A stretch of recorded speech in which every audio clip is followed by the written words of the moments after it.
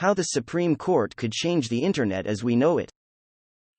What if YouTube stopped making recommendations? What if a state official in Texas or Florida required Instagram to not remove vaccine misinformation that's against the app's rules? Or what if TikTok remade its For You tab so that content moderators needed to OK videos before letting them appear? The Supreme Court this week opened the door to radically different ways of thinking about social media and the Internet.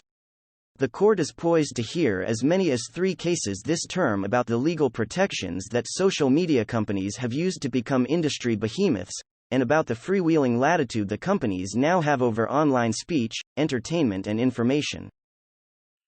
Its rulings could be the start of a new reality on the Internet, one where platforms are much more cautious about the content they decide to push out to billions of people each day. Alternatively, the court could also create a situation in which tech companies have little power to moderate what users post, rolling back years of efforts to limit the reach of misinformation, abuse, and hate speech. The result could make parts of the Internet unrecognizable, as certain voices get louder or quieter and information spreads in different ways. The key to the future of the Internet is being able to strike that balance between preserving that participatory nature and increasing access to good information, said Robin Kaplan, a senior researcher at Data and Society, a nonprofit organization that studies the Internet. At issue in one case that the court agreed to hear is targeted recommendations, the suggestions that services make to keep people scrolling, clicking, swiping, and watching. Tech companies usually can't be sued merely for allowing people to post problematic content, but in the coming months, the court will consider whether that immunity extends to posts that the companies themselves recommend. A second case involving Twitter asks how aggressive tech companies need to be in preventing terrorists from using their services, and a third case yet to be accepted for argument may center on state laws in Texas and Florida that bar tech companies from taking down large swaths of material. The Supreme Court's decision to hear the targeted recommendations case landed like a bombshell in the tech industry Monday because the High Court has never fully considered the question of when companies can be sued for material that others post on online services. Lower courts have repeatedly found companies immune in nearly all cases because of a 1996 federal law, Section 230 of the Communications Decency Act. The recommendations case involves videos on YouTube about the Islamic State terrorist group, but the outcome could affect a wide array of tech companies depending on how the court rules later this year or next. They're going to see this case as potentially an existential threat, said Ryan Calo, a University of Washington law professor.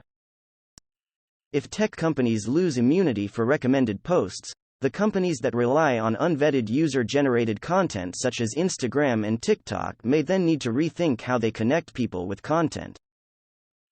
At a minimum, they're going to have to be much more careful about what they let on their platform, or much more careful about what they let their recommendation engines serve up for people, Calo said. A colleague of Calo's brought the lawsuit at issue, though Calo is not involved in the case. The two cases the Supreme Court has agreed to hear, and the third likely on its way, present a test of the legal and political might of the tech industry, which has faced increased scrutiny in Washington from lawmakers and regulators but has largely fought off major threats to its sizable profits and influence. In other words, the court may rein in big tech in a way Congress hasn't chosen to. What this might do is put more pressure on platforms to give users more transparency over how the recommender system works, and then control over it, said Brandy Nanak, who researches tech companies as the founding director of the Citrus Policy Lab at the University of California, Berkeley.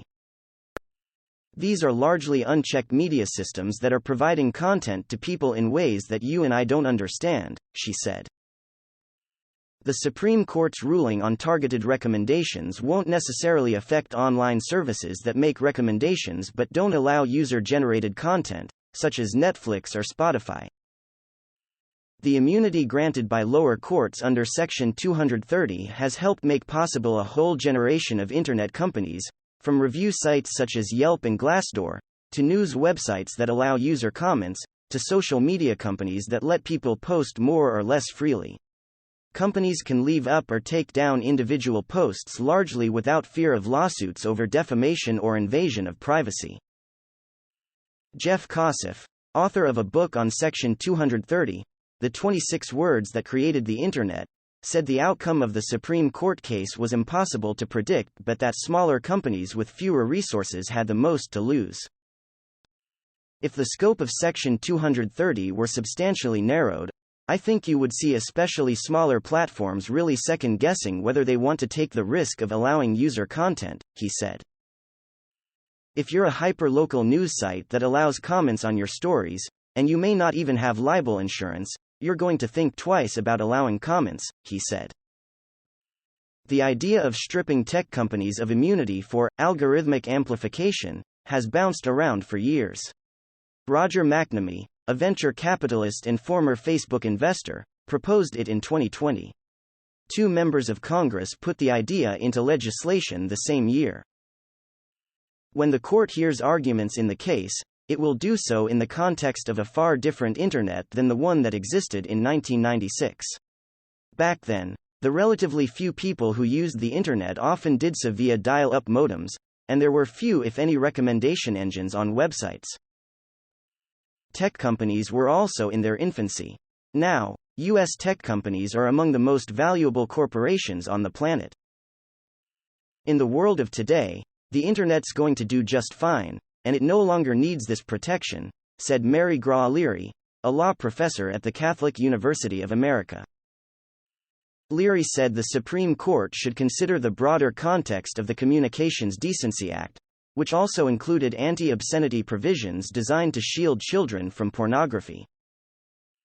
As industries grow and become more and more powerful, and we become more and more aware of the scope of harm that industries can create, there's more of a need for regulation, she said.